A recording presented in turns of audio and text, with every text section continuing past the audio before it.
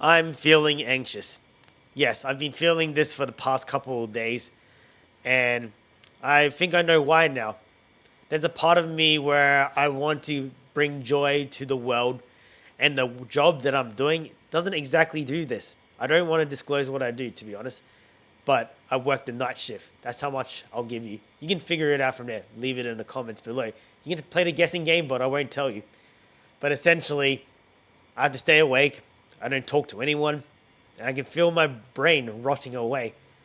And as much as society makes you say or do the thing that makes you think is successful, sorry, that's not what I meant to say. What society wants you to do to be successful is save money, grind it out because that's how we do things. And even if you lose a bit of joy in your life, that's okay because you're doing it for the bigger picture. But I think we need to enjoy the journey along the way as well. Yes, I'm very lucky. I don't work very often and I've got a very good support network. But I don't think that's what my calling in life is. You know, I think my calling in life is to spread joy. And I forgot that after leaving high school, when, you know, you had to be an adult, you stopped spreading joy. Well, I did anyway. I still tried, and that was through talking to people, encouraging, how's your day? Or you'll be right. Probably not the best thing to say when someone's having a bad day, actually. But what I'm trying to say is I think I know what my dream is, and my anxiety comes from uncertainty. Uncertainty that what I'm doing is going to work, you know.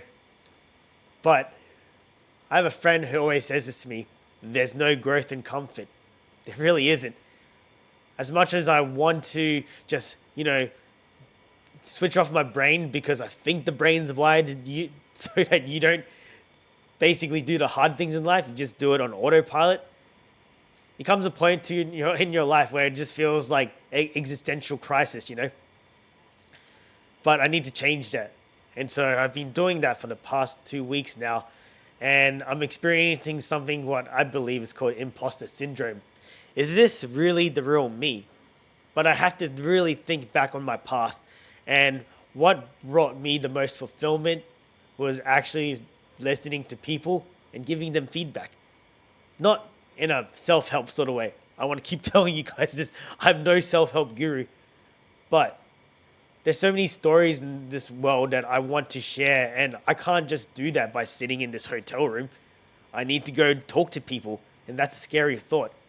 There was a time where I wasn't that scared of talking to people. It was probably when I went to university. It was definitely when I went to university. It was easy to just chat to the person next to you. But because we all work, there's sort of mundane sort of lifestyle where we work, we go home, we start to lose these social skills. And so the idea of even talking to someone new is scary, man. It really is.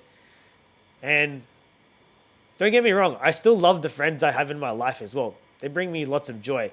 But there comes a time and a place where I need to find my purpose.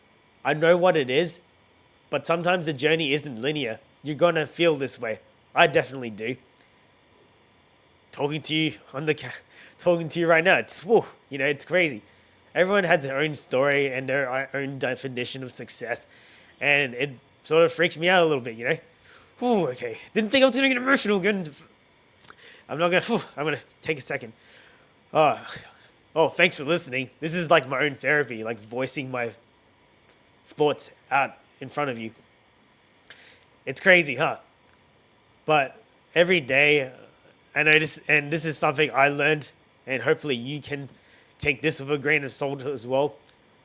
As some of the people who have watched me in the past videos I've made, I used to be a lot bigger.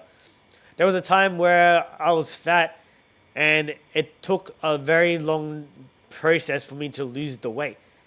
And along the way, when I was trying to avoid that donut, I was like, what is this all for? I'm not seeing any results. But I kept cracking away at it. And after 3 years, I lost 20 kilos. Like, holy crap, that's wild. And I should apply this to what I'm doing now. I think it's super important because, you know, that's why we had entertainment back in the day. The Colosseums, the theaters, entertainment changed over time. Now we're sitting down in front of a monitor listening to someone talk to you. So I do encourage this. If your routine is sort of like you go home and you don't go and do something, go and do something. It can be as simple as going out and going for a walk, saying hello to the person who walks past you. Because when did the world not let you do that anymore? It's like it's considered creepy, especially when you're a man saying hello to a woman.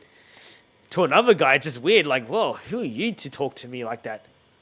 Where did humanity go? Like, did COVID start this? The whole isolation thing, was it a tactic to make us all sad? Okay, but I'm not trying to get into conspiracy theories here. It's just sort of scary to think about that we're so disconnected because we're just absorbed into the screen. So I encourage you to go and do something. There's a part of me where I play it too damn safe, and I got to stop doing that. And so when something comes in my mind and I want to do it, and as long as it's not criminal, okay, just make sure it's like society like don't commit a crime. I should just go and do it because it's scary to think about at first, but when you go and do it, I always feel a little bit more elated, even if the outcome was negative. Because you know what, I can say I lived without regret. So yeah, that's how I feel today. Thank you for listening. Subscribe for more. Goodbye.